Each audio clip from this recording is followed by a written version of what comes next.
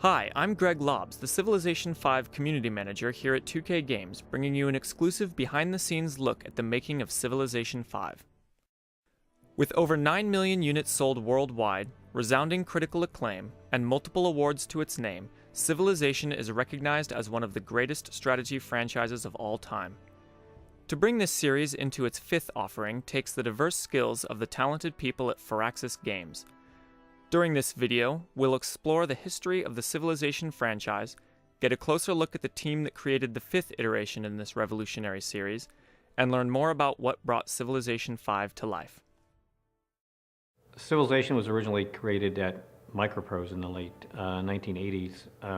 The idea was actually inspired by a couple things. A lot of us were playing SimCity at the time, and we kind of really enjoyed that idea of building something instead of blowing something up. That was kind of a new idea. You'd actually create something of your own design, and that was attractive. We'd actually done a game just a little bit before that called Railroad Tycoon, which had a few of the elements of Civilization. There was building, there was kind of a combination of various systems, economic, competition, all those kind of things. And we kind of liked the way that game felt. It had a kind of God aspect to it. It was creative, it was building. But we said, what's a bigger topic that we could approach, with these kind of ideas? And civilization kind of came to us. What if you were conquering the entire world, building a civilization to stand the test of time? And all these cool things we could include, technology, history, military conquest, politics, culture, diplomacy. It just seemed like a very rich topic to approach with this idea of starting small, but then by the end of the game having gone through this kind of epic journey to create a unique story of your own. So that was kind of the genesis of the original Civilization, which came out in the late 80s. Really had no idea whether it was going to be a success or a failure, or were we kind of on the wrong track. And it actually took a couple months before we started to get some really good feedback from our players. In those days there was no internet, so actual letters written on paper came to us, and people said, hey, I like this game. It was fun. It's new. I can't stop playing. That was the new thing for us. We started hearing about all these stories about players that couldn't stop, had to play one more turn, and that was really an indication that we were kind of onto something with this style of game and this approach. Civilization II, which came out next, was actually designed by Brian Reynolds. He went off to England for a year. His wife had an opportunity to teach there. He came back essentially with Civilization II. There were a lot of really kind of innovative new features there. I think that the modding is the one that we all remember, the ability to kind of create your own scenarios and change the game. And that really gave Civilization II a very long life cycle, because it was constantly being refreshed by the community. And we learned another lesson there, the whole idea of how, if we could, every Civilization player is kind of a wannabe designer in a lot of ways. And a lot of our letters reflected that. It was like, hey, Sid, I liked your game Civilization, but here are the 5 things I would change about it. For some reason, Civilization kind of brought out the inner designer in most of our players. So modding really allowed players to experiment with that and do that. Civilization III came out after we'd formed Firaxis, and a lot of wild and crazy things had happened with the Civilization franchise. Called It Powered came out. It was, for a while, we actually never thought we'd do another Civilization game, and then the stars aligned, and we were given the opportunity to do Civilization III, and that was a fun thing to kind of come back to that after we'd been away for a while. With all the versions, we try and do some new things, add new features, but keep the core intact. And that's always a balancing act that we kind of spend a lot of time discussing, really involve the community in that discussion. With Civ 3, for the first time, we had the internet to kind of put us in touch with players. We got a lot of ideas from them, and we actually established a beta testing group that helped us with testing a lot of our ideas. So much more of a community-oriented game. Civilization 4, we turned Soren Johnson loose on Civilization, and he kind of gave his take on it. Some of the emphases there were multiplayer. Kind of for the first time, we really focused on that from the beginning of the game. With Civ 5, we're building on a lot of those ideas and adding a lot of new ideas. John Schaefer, who's leading that design, kind of threw away a lot of the old paradigms and put in a lot of his own. And so it's kind of an opportunity to try a lot of new things and come up with a fresh take on Civilization. I was just another player of the game not too long ago. Just like everybody else, I bought the Civ games and played them and said, oh, this sucks, I wish I could change this. And then, by luck or fate or what have you, I had the opportunity to actually go and take the reins and do a lot of things that I wanted to do. And it's been really exciting. It's been very challenging, but very rewarding as well. So it's been a lot of fun. Another major change in Civilization 5 is a switch from large stacks of units to only allowing one unit per tile. Very early on, there were some changes made to the gameplay that we were excited about. We wanted to make it a hex-based game, and we were going to limit it to one unit per tile. And the goal for that was, in previous Civ titles, the only square that really mattered was where your city was, and a lot of gameplay would be dictated on where each city was, and we were trying to make every tile very important. Once we switched to hexes, we realized everything could change visually. We could have a much more organic world. So hexes do a few different things for us that we're really happy about. First off, they help us on the gameplay side. What that means is there are no diagonals on the corners, which means that there's no advantages in terms of movement and visibility. Anybody who's played a lot of Civ knows that that's kind of the best way to play the game, and it's constantly ingrained in the way that you approach it. So we wanted to remove that bias and kind of make every move equal in a way. Additionally, it helps us on the graphics side as well. Because there are no corners, 90-degree angles aren't very nice to look at, so we can make the maps look a lot more organic and free-flowing, and it improves the look and feel of the game as well. So the hexes do a couple really big things for us. We went for a really realistic style for Civ 5 with the units. Both Mike and I appreciate more realistic type of games and realistic type of art. Our lead artist, Dorian Newcomb, said we wanted a classical type approach to this game. So we went for more realistic, historically inspired assets. Mike designed a lot of the modern units down here, and I did more of the ancient, medieval, and industrial units. We use color to make the units distinct through the types of metal and the kind of armor they use. For instance, the spearmen would use a bronze color to indicate the kind of armor that they used and the kind of weapons they had, where the later units, the knight has the strong steel, stronger colors. And then each unit will have team color based on whatever civilization you have. Well, every time we get a unit to do, we go into research mode and we just go through everything that we have, internet, everything else we have, and we just try to pick the more archetypal version of whatever we're in, whether it's the pikeman or the modern tank or something like that. We do a lot of research because people will look at that and a lot of people will know if it's accurate or not. So. A unit that I really loved that came out great was the battleship. We redesigned the battleship for this game after the USS Iowa. It was a battleship, and we saw one of them in New Jersey, not too far away. The USS New Jersey is on display, and it's an Iowa-class battleship. Trying to get that many guns packed into a small little unit was a great challenge, and Jason Guy did a great job. Mike helped with the concept for that at all. Something interesting, because the ship is so long, we modeled it at real scale, but once we saw it in the game, we realized it was too big for a hex. So we actually had to squish it down 80%. So it's a little squat, but it still looks really good in the game.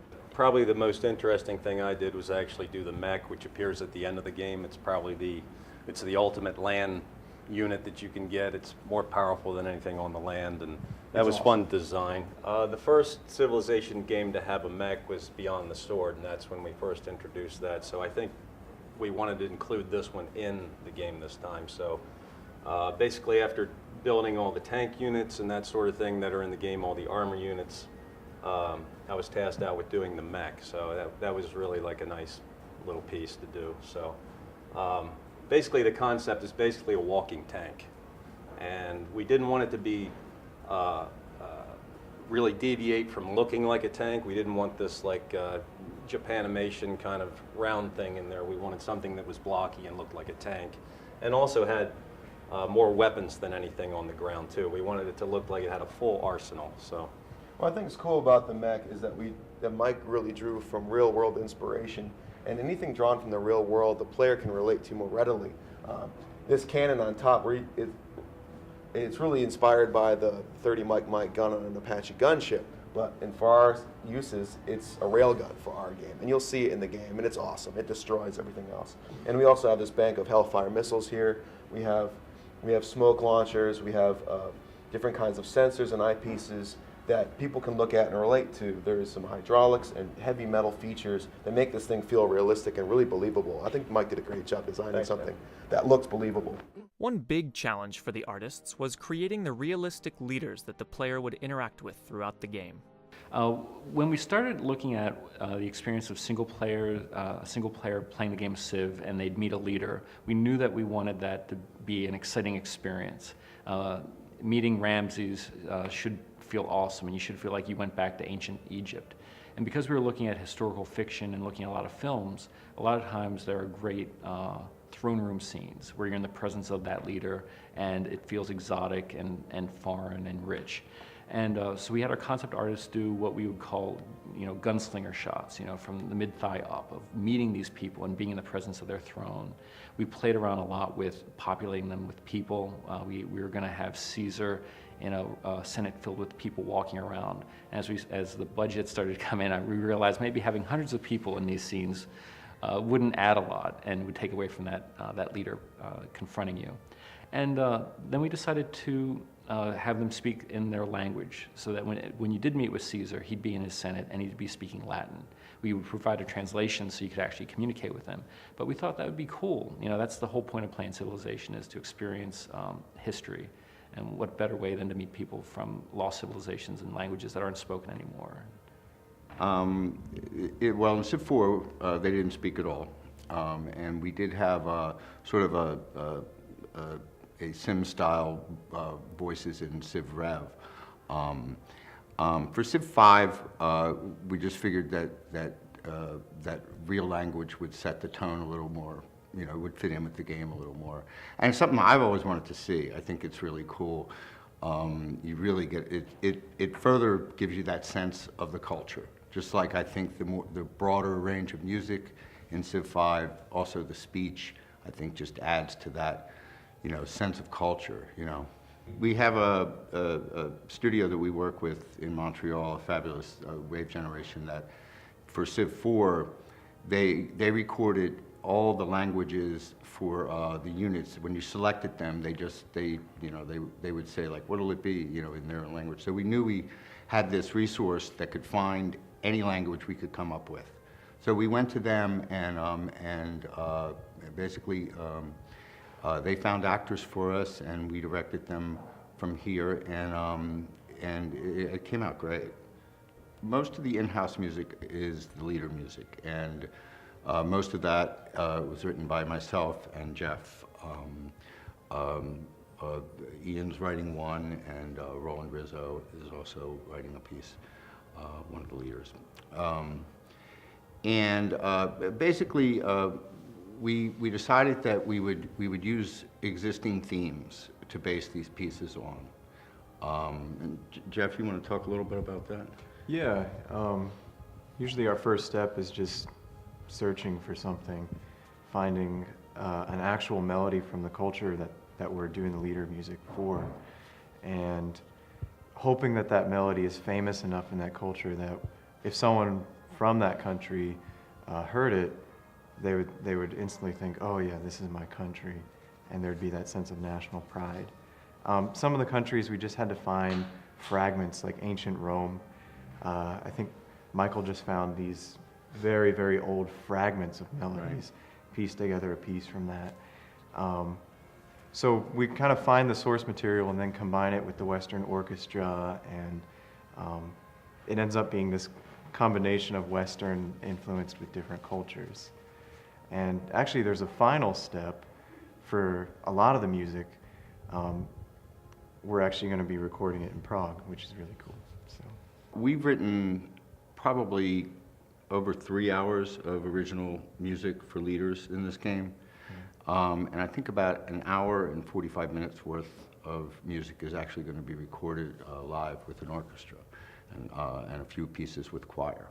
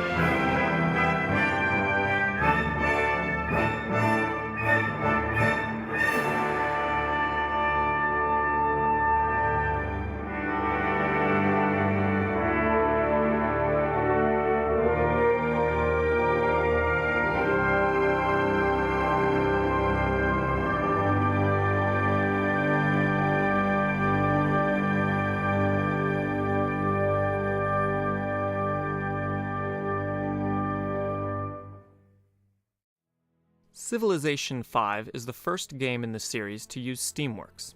Among other things, this has allowed the developers to make the multiplayer experience better than ever before.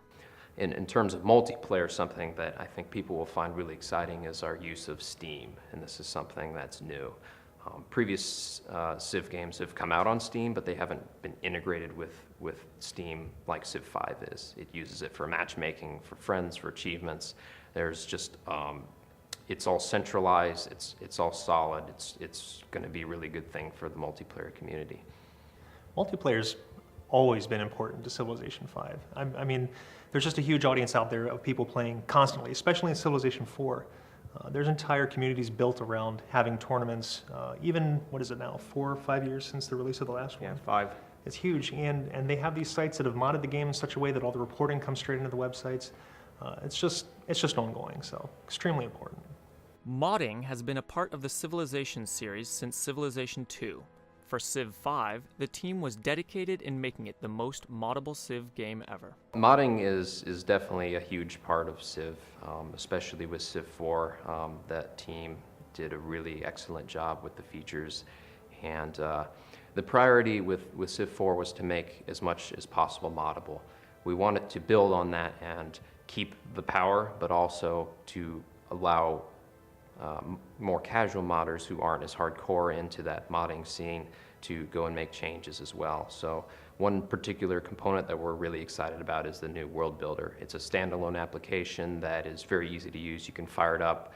You can add and remove things very, very, very quickly. The whole program is super speedy. You can undo and redo things.